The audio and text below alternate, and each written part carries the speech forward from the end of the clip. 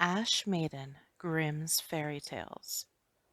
The wife of a rich man fell sick, and as she felt that her end was drawing near, she called her only daughter to her bedside and said, "Dear child, be good and pious, and then the dear God will always protect you, and I will look down on you from heaven and be near you." Thereupon she closed her eyes and departed. Every day the maiden went out to her mother's grave and wept, and she remained pious and good. When winter came, the snow spread a white sheet over the grave, and when the spring sun had drawn it off again, the man had taken another wife. The woman had brought 2 daughters into the house with her, who were beautiful and fair of face, but vile and black of heart. Now began a bad time for the poor child. "Is the stupid goose to sit in the parlor with us?" they say.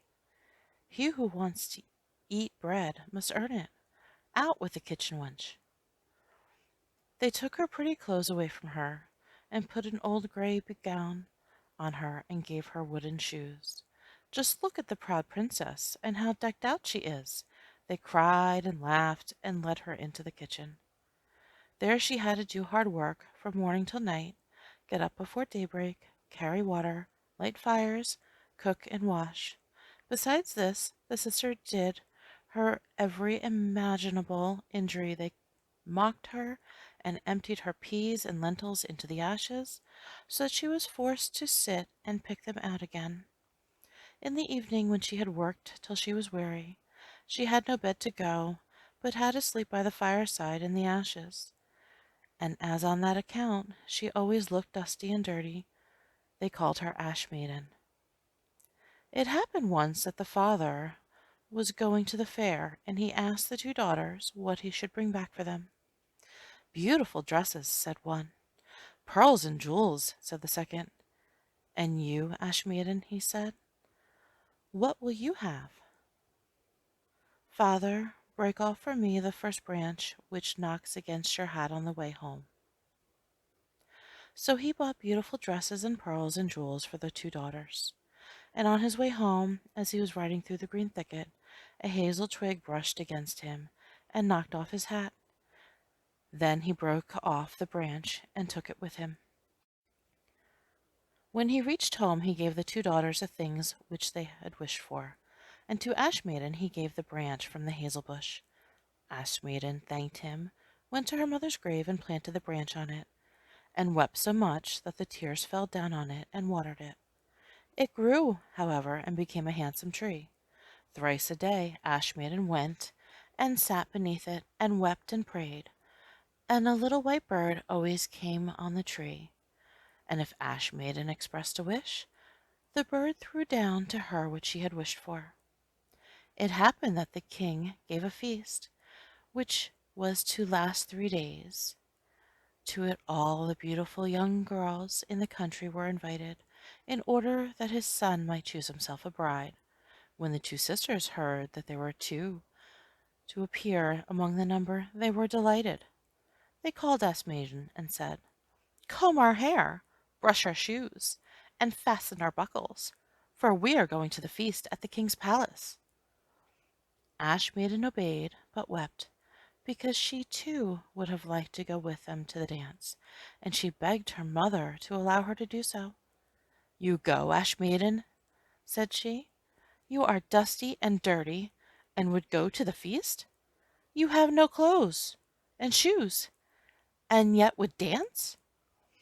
As, however, Ash Maiden went on asking, the mother at last said, "I have emptied a dish of lentils into the ashes for you. If you have picked them out again in 2 hours, you shall go with us." The maiden went through the back door into the garden and called, "You tame pigeons, you turtle doves, and all you birds beneath the sky, come and help me to pick the good into the pot, the bad into the crop." Then 2 white pigeons came in by the kitchen window, and afterward the turtle doves. And at last all the birds beneath the sky came whirring and crowding in, and alighted amongst the ashes. And the pigeons nodded with their heads, and began pick, pick, pick, pick, and the rest began also pick, pick, pick, pick. And they gathered all the good grains into the dish. Hardly had 1 hour passed before they had finished, and all flew out again. Then the girl took the dish to the mother, and was glad, and believed that now she would be allowed to go with them to the feast. But the mother said, "No, Ash Maiden, you have no clothes, and you cannot dance. You would only be laughed at." And as Ash Maiden wept at this, the mother said, "If you can pick 2 dishes of lentils out of the ashes for me, in 1 hour you shall go with us." And she thought to herself, "That she most certainly cannot do." When the mother had emptied the 2 dishes of lentils among the ashes, the maiden went through the back door into the gardens and cried, "You tame pigeons, you turtle doves, and all you birds under heaven, come and help me to pick the good into the pot, the bad into the crop." Then 2 white pigeons came in by the kitchen window, and afterward the turtle doves, and at last all the birds beneath the sky came whirring and crowding in, and alighted amongst the ashes, and the doves nodded with their heads and began to pick, pick, pick, pick, and the others began also pick, pick, pick, pick, and gathered all the good seeds into the dishes, and before half an hour was over they had already finished, and all flew out again. Then the maiden carried the dishes to the mother, and was delighted, and believed that she might now go with them to the feast. But the mother said, "All this will not help you. You go not with us, for you have no clothes and cannot dance. We should be ashamed of you." And she turned her back on Ash Maiden and hurried away with her 2 proud daughters. As no one was now at home, Ash Maiden went to her mother's grave beneath the hazel tree and cried, "Shiver and quiver, little tree, shiver and gold throw over me." Then the bird threw a gold and a silver dress down on to her, and slippers embroidered with silk and silver. She put on the dress with all speed and went to the feast. Her sisters and her mother, however, did not know her. They thought she must be a foreign princess, for she looked so beautiful in the golden dress. They never once thought of Ash Maiden, and believed that she was sitting at home in the dirt, picking lentils out of the ashes. The prince went to meet her, took her by the hand, and he danced with her. He would dance with no other maiden, and never let go of her hand. And if anyone else came to invite her, he said, "This is my partner." She danced till it was evening, and then she wanted to go home, but the king's son said, "I will go with you and bear you company," for he wished to see to whom the beautiful maiden belonged. She escaped from him, however, and sprang into the pigeon house. The king's son had waited until father came, and then he told him that the stranger maiden had leapt into the pigeon house. The old man thought, "Can it be Ash Maiden?" And they had to bring him an axe and pickaxe, that he might gnaw the pigeon house to pieces, but no one was inside it. And when they got home, Ash Maiden lay in her dirty clothes among the ashes, and a dim little oil lamp was burning on the mantelpiece, for Ash Maiden had jumped quickly down from the back of the pigeon house, and had run to the little hazel tree. There she had taken off her beautiful clothes, and laid them on the grave, and the bird had taken them away again. Then she had placed herself in the kitchen amongst the ashes, in her grey gown. The next day, when the feast began afresh, and her parents and sisters had gone once more, Ash Maiden went to the hazel tree and said, "Shiver and quiver, little tree, silver and gold throw over me." Then the bird threw down a much more beautiful dress than the preceding day, and when Ash Maiden appeared at the feast in this dress, everyone was astonished at her beauty. The king's son had waited until she came, and instantly took her by the hand and danced with no one but her. When others came and invited her, he said, "She is my partner." When the evening arrived, she wished to leave, and the king's son followed her, and wanted to see which house she went. But she sprang away from him, and into the garden behind the house.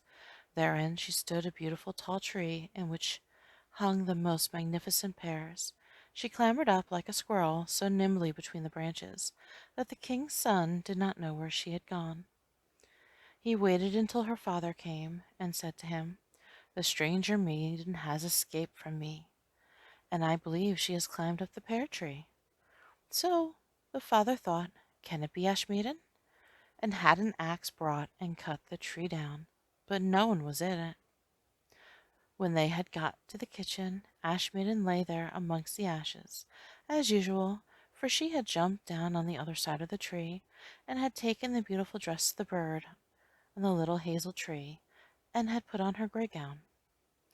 On the third day, when the parents and sisters had gone away, Ash Maiden went once more to her mother's grave, and said to the little tree, "Shiver and quiver, little tree, silver and gold throw over me." And now the bird threw down to her a dress which was more splendid and magnificent than any had yet, and the slippers were golden. And when she went to the feast in the dress, no one knew how to speak for astonishment. The king's son danced with her only, and if any one invited her to dance, he said, "She is my partner." When evening came, Ash Maiden wished to leave, and the king's son was anxious to go with her. But she escaped from him so quickly that he could not follow her. The king's son, however, had caused the whole staircase to be smeared with pitch, and there, when she ran down, had the maiden's left slipper remained sticking. The king's son picked it up, and it was small and dainty and all golden. The next morning he went with it to the father, and said to him, "No one shall be my wife but she whose foot this golden slipper fits." Then there were two sisters glad, for they had pretty feet. The eldest went with the shoe into her room and wanted to try it on, and her mother stood by, but she could not get her big toe into it, for the shoe was too small for her. Then her mother gave her a knife and said, "Cut the toe off. When you are queen, you will have no more need to go on foot." The maiden cut the toe off, forced the foot into the shoe, swallowed the pain, and went out to the king's son. Then he took her on his horse as his bride, and rode away with her. They were, however, obliged to pass the grave, and there on the hazel tree sat the two pigeons and cried, "Turn and peep, turn and peep, there's blood within the shoe. The shoe it is too small for her, the true bride waits for you." Then he looked at her foot and saw how the blood was streaming from it.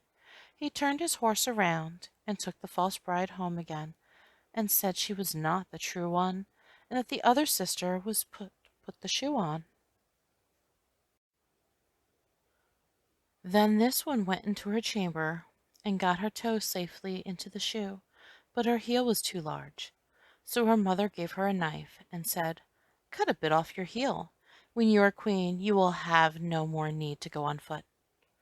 The maiden cut off a bit off her heel, forced her foot into the shoe, swallowed the pain, and went out to the king's son. He took her on his horse as his bride, and rode away with her. But when they passed by the hazel tree, the two little pigeons sat on it and cried, "Turn and peep, turn and peep, there's blood within the shoe.